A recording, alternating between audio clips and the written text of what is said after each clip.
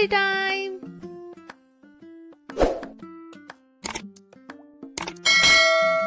ये कहानी शुरू होती है लंदन की एक ठंडी शाम से। एबेनेज़र स्क्रूज के खास दोस्त जेकब मार्ले की मृत्यु आज से ठीक 7 साल पहले हुई थी। जेकब मार्ले एबेनेज़र स्क्रूज का बिजनेस पार्टनर ही नहीं बल्कि एकमात्र दोस्त भी था। स्क्रूज बहुत ही कंजूस और स्वार्थी वृद्ध था। वो अपने काउंटिंग हाउस में खुद को गर्म रखने के लिए थोड़े से कोयले रखकर उन्हें जलाया करता, पर अपने क्लर्क बॉब क्रिचेट से ठंड में ही काम कराता था। स्क्रूज को क्रिसमस मनाना बिल्कुल पसंद नहीं था। तभी उसका भांजा फ्रेड उसे क्रिसमस पर डिनर पार्टी के लिए बुलाने आता है। अंकल स्क्रूज, मैं चाहता हूँ कि आप हमारे साथ क्रिसमस डिनर करें। पर खड़ूस स्क्रूज अपने भांजे को डांट कर भेज देता है। ये सब सेलिब्रेशन करना पाखंड है, दिखावा है। मुझसे इसमें शामिल होने की उम्मीद मत करो। फिर 2 जने उससे क्रिसमस ईव पर थोड़ा खाना और गर्म कपड़े मांगने आते हैं। मेरे पास फालतू लोगों पे खर्चा करने के लिए पैसे नहीं है।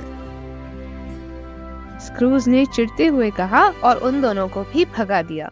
जब स्क्रूज काम खत्म करके घर लौटा तो एक अजीब घटना घटी।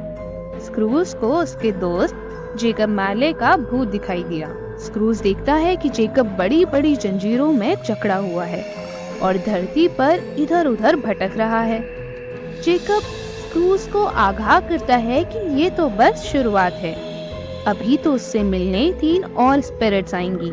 अगर स्क्रूज उन तीनों स्पिरिट्स की बातें मान ले तो वो बच जाएगा, वरना स्क्रूज की आत्मा भी बड़ी बड़ी बेड़ियों में जकड़ी हुई हमेशा के लिए अशांत होकर धरती पर घूमती रह जाएगी। इतना कहते ही जेकब गायब हो जाता है। कंफ्यूज स्क्रूज कुछ समझ नहीं पाता और सो जाता है।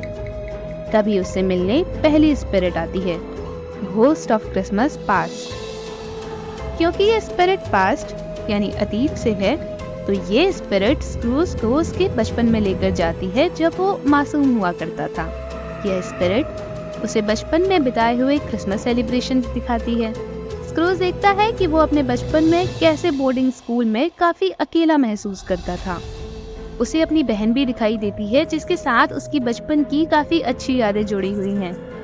फिर स्क्रूज एक पार्टी देखता है। ये पार्टी उसके बॉस ने दी थी, जहाँ स्क्रूज ने अपनी सबसे पहली नौकरी की थी।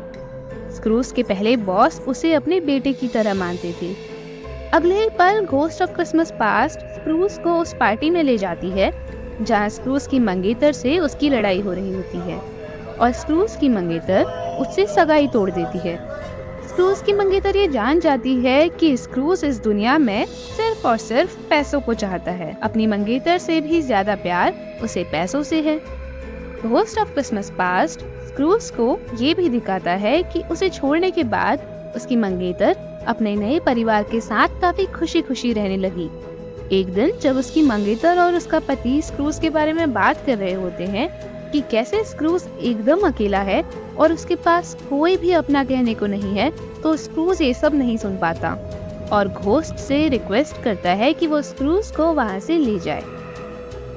फिर कुछ देर बाद दूसरी स्पिरिट यानी घोस्ट ऑफ क्रिसमस प्रेजेंट वहाँ आती है और स्क्रूज को एक अलग क्रिसमस सेलिब्रेशन में लेकर जाती है।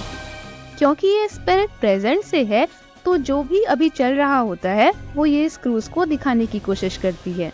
पहले स्पिरिट स्क्रूज को मार्केट में लेकर जाती है जहाँ बहुत चहल पहल है। क्रिसमस डिनर के लिए लोग सामान खरीद रहे हैं। सभी लोग क्रिसमस मनाने के लिए काफी उत्साहित हैं। फिर स्पिरिट स्क्रूज को उसके क्लर्क बॉब के घर लेकर चलती है।